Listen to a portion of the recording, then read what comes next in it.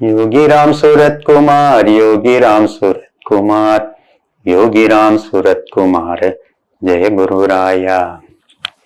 நம்ம பகவான் யோகிராம் சூரத்குமார் 1977 சன்னதி தெரு வீட்டுக்கு வந்துட்டாங்க. அப்ப பகவானை தரிசிக்க போகும்போது அங்க பார்த்த ஒரு அனுபவத்தை இன்னைக்கு உங்களோட ஷேர் பண்ணிக்கணும்னு நினைக்கிறேன். சன்னதி தெரு வீட்டுல இப்ப அழகா ஒரு மியூசியம் மாதிரி ஆசிரம நிர்வாகம் அதை பாதுகாத்துட்டு வந்துகிட்டு இருக்காங்க. உள்ள ஒரு பெரிய ஹால் இருக்கும். அதுக்கு முன்னாடி என்ட்ரன்ஸ்ல ஒரு வெராண்டா, அந்த வெராண்டாக்கும் ஹாலுக்கும் நடுவுல ஒரு பெரிய மரக்கதவு இருக்கும். வெராண்டா என்ட்ரன்ஸ்ல ஒரு கிரில் கேட்லாம் இருக்கும். சாமி ஆரம்ப காலத்துல உள்ள இருந்துதான் தர்ஷன் கொடுப்பாங்க. வெளியில வரக்கூடிய பக்தர்கள் அந்த கேட்டை தட்டணும்னு சாமி ஒவ்வொருத்தருக்கும் எந்திரிச்சு போய் கதவு திறந்து எல்லாத்துக்கும் ஆசீர்வாதம் பண்ணுவாங்க. ஒரு சிலர் பக்தர்கள் உள்ள பகவானோட உள்ள உட்காந்துட்டு போவாங்க. பக்தர்கள் வரும்போதெல்லாம் பகவானுக்கு ஆசையா என்னெல்லாம் வாங்கிட்டு வருவாங்கன்னா, சிகரெட் பேக்ஸ் வாங்கிட்டு வருவாங்க, பத்தி பாக்கெட்ஸா வாங்கிட்டு வருவாங்க, பிஸ்கட்ஸ் வாங்கிட்டு வருவாங்க, டாஃபீஸ் வாங்கிட்டு வருவாங்க, பழங்கள் பல வகை வாங்கிட்டு வருவாங்க, கல்கண்டு வாங்கிட்டு வருவாங்க. இதெல்லாம் பகவானுக்கு ஆசையா கொடுப்பாங்க. பகவான் அப்படி பிரியத்தோட அதை வாங்கிட்டு ஒவ்வொரு பக்தர்களுக்கும் தன்னோட திருக்கையால அவங்களுக்கு திரும்ப வழி அனுப்பும் போது பகவான் அவங்களுக்கு பிரசாதமா கொடுத்துலாம் அனுப்பி விடுவாங்க. ஒரு முறை நாங்க அப்படி போயிருக்கோம். சாமி முன்னாடி உட்காந்துருக்கோம். அப்பா, அம்மா, அண்ணன், நானு எல்லாம் உட்காந்துருக்கோம். வேற சில பக்தர்களும் இருந்தாங்க. சாமி அந்த தான் முன்னாடி இருக்கிற பழங்களோ இல்ல பிஸ்கட்டோ சாப்பிடக்கூடிய ஐட்டங்கள் திடீர்னு ஏதாவது ஒண்ணு எடுப்பாங்க. தான் கையில திருக்கையில வச்சு அதை தடவுவாங்க, இப்படின்பாங்க, அது பார்ப்பாங்க. திடீர்னு யாருக்காவது ஒருத்தங்களுக்கு டக்குன்னு போடுவாங்க. அதை நம்ம ரொம்ப ஜாக்கிரதையா கேட்ச் பண்ணணும். அதெல்லாம் கேட்ச் பண்ணோம்னா அதுல கிடைக்கிற சந்தோஷத்துக்கு அளவே கிடையாது. ஏதோ ஒரு பெரிய சாமி அப்படி விட்டதை நம்ம கேட்ச் பிடிச்சிட்டோன்றது ஏதோ பெரிய சாதனை பண்ண மாதிரி அப்படி ஒரு சந்தோஷம் வரும். ஒரு சில சமயம் அதை கீழே டிராப்பும் பண்ணிடுவோம். அப்படி பண்ணும்போது சாமி அதுக்கு ஒரு அழகா ஒரு வாக்குன்னு சொல்லுவாங்க.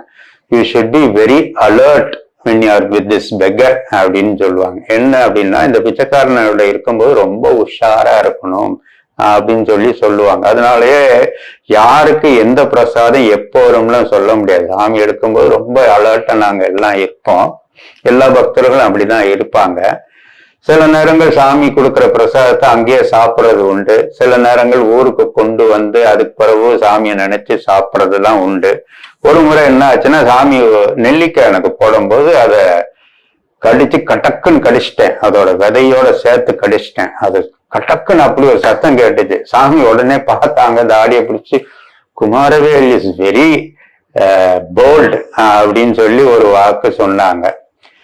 அப்படி இருக்கும்போது ஒரு தர்ஷன் டைம் அப்ப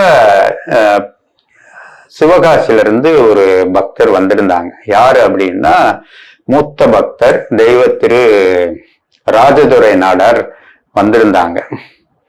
அப்ப அவரு அங்க இருந்தாங்க. இருக்கும்போது என்ன ஆச்சுன்னா, சாமி எல்லாருக்கும் அந்த பிரசாதத்தை அப்படி போடுற மாதிரி அவருக்கு என்ன பிரசாதம் கொடுத்தாங்க அப்படின்னா, எலுமிச்சம்பழம். அதை அவர் அழகா பக்தியோட வாங்கி என்ன பண்ணாருன்னா, வாங்கின க்ஷணமே அத எலுமிச்சம்பழம் அது கடிச்சா அது எவ்வளவு புளிக்குன்றது நமக்கு தெரியும். பொதுவா நமக்கு கொடுத்தாங்கன்னா வீட்டுக்கு கொண்டு அதை அறுத்து அதை சாறு எடுத்து அதுல தண்ணி சேர்த்து அதுல சீனி போட்டு ஒரு ஜூஸா தான் குடிக்கிற வழக்கம் உண்டு. மற்றபடி அந்த விதையை கழிச்சுறது உண்டு.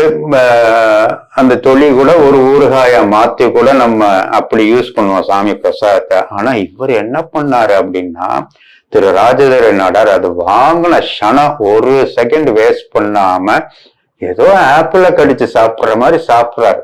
நமக்கு பார்க்கும்போதே கூசுது. ஆனா அவர் முகத்துல அதுக்கான ஒரு ரியாக்ஷனே இல்லை. ஏதோ ஒரு அமிர்தத்தை சாப்பிடுற மாதிரி அதை அப்படி மென்னு சாப்பிடுறாரு. தொழிய சாப்பிடுறாரு. உள்ள இருக்கிற நார்ச்சத்து, அந்த ஜூஸ் எல்லாத்தையும் குடிச்சு அதுல இருக்கிற விதைய கூட விடாம அத்தனையும் சாப்பிட்டாரு.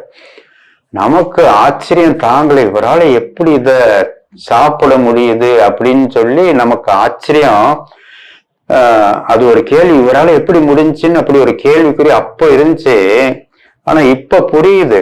என்ன புரியுதுன்னா, திரு ராஜதுர நாடார் பகவான்கிட்ட இருந்து, பகவானோட திருக்கையில இருந்து வந்த அந்த பிரசாதமான எலுமிச்சம்பழத்தை அது ஒரு சாதாரண எலுமிச்சம்பழமா அவர் நினைக்கல.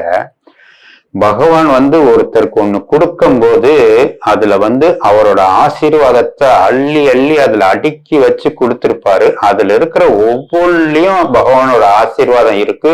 அந்த எலுமிச்சம்பழ தோல்ல இருக்கு, அதுல உள்ள இருக்கிற ஜூஸ்ல இருக்கு, அதுல இருக்கிற நார்ல இருக்கு, அதுல இருக்கிற விதையில, அத்தனையும் பகவானோட ஆசீர்வாதம் அதுல நிரம்பி இருக்கு. அதனால அதுல ஒன்னையும் வேஸ்ட் பண்ணாம சாப்பிடணும்ன்ற அப்படி ஒரு உயர்ந்த பக்தி அவருக்கு இருந்திருக்கு. அது இருந்தனாலதான் ஒரு எலுமிச்சம்பழத்தை ஏதோ ஆப்பிள் கடிச்சு சாப்பிடாப்புல அவரால் சாப்பிட முடிஞ்சது. அப்படி ஒரு பக்தி இருந்தனாலதான் ஒரு எலுமிச்சம்பழோட சுவை நமக்கு எல்லாம் தெரியும். ராவா யாராலையும் சாப்பிட முடியாதுன்றது நமக்கு எல்லாம் தெரியும். அப்படி ஒரு பக்தி இருந்தனாலதான் அப்படி ஒரு சாப்பிட முடியாத ஒரு எலுமிச்சம்பழ ஒரு இதை கூட பகவான் அவர் சாப்பிடும்படியா அதை ஒரு அமிர்தமா மாத்தி அவருக்கு கொடுத்திருக்காருன்றது நமக்கு புரிய வருது. அப்ப நமக்கு என்ன ஒரு பாடம் அப்படின்னா, பகவான் எந்த விஷயம் நமக்கு கொடுத்தாலும் அதுல பகவானோட ஆசீர்வாதம் முழுமையா இருக்கு. அத அந்த நம்பிக்கையோட நம்ம ஏத்துக்கிட்டோம் அப்படின்னா எந்த விஷயத்தையுமே பகவான் எப்படி சிவபெருமான் ஆழகால விஷயத்த அமிர்தமா மாத்தினாரோ, நம்மளால ஏத்துக்கிட முடியாத எந்த ஒரு விஷயமா இருந்தா கூட பகவான் மேல நம்பிக்கையோட அதை ஏத்துக்கிட்டோம்னா அதை பகவான் நமக்கு அதை நம்மளால தாங்கிக்கூடிய சக்தியை கொடுத்து அதை ஏத்துக்கிற மாதிரி கொடுப்பாருன்றத நம்மளால உணர முடியுது. இந்த ஒரு அனுபவத்தை தான் இன்னைக்கு உங்களோட ஷேர் பண்ணணும்னு நினைச்சேன். ஜெய் யோகிராம் சுரத்குமார்.